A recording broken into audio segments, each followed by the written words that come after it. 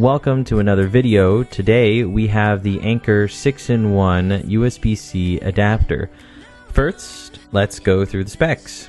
65 watt pass-through charging, two 5 gigabit per second USB Type A ports, perfect for expandable storage, two USB Type C ports, one is used for power delivery, the other for data, and one HDMI port, good for 4K at 30 Hz, and one Ethernet port. Let's start with the build quality. It's comprised of an all-metal construction, which looks and feels decent. Time will tell in that regard.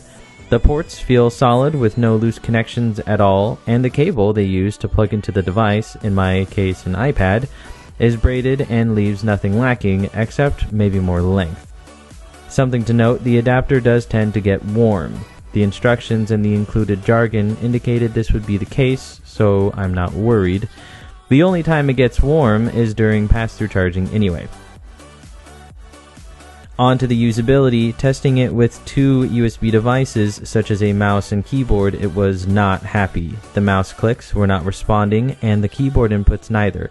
I'm not certain as to why this was happening, but my plan was to get a wireless keyboard and mouse anyway. Although using a Samsung 128GB USB drive, I found no issues. So the problem with the mouse and keyboard may just be the devices themselves not being compatible with the adapter. Now as for the Ethernet port, it worked very well. I managed a sustained speed within what I would expect.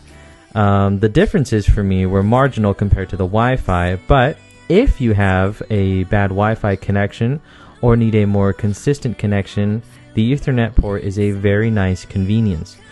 Not to mention my surprise when I found out the iPad supported Ethernet connectivity to begin with. Now display-wise, it's fine.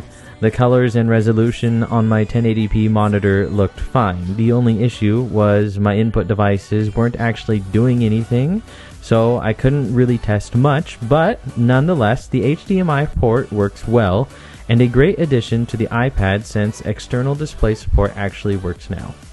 So all in all, I would say it's a very good device. If you find yourself in the same situation I found myself in, that is, trying to get away from the locked-in environment of a dedicated PC or Mac and have the freedom of a tablet that can do just about everything you can do on those other big boy counterparts, then pull the trigger and buy one. You won't regret it. This has been Ron signing off. Comment, rate, and subscribe.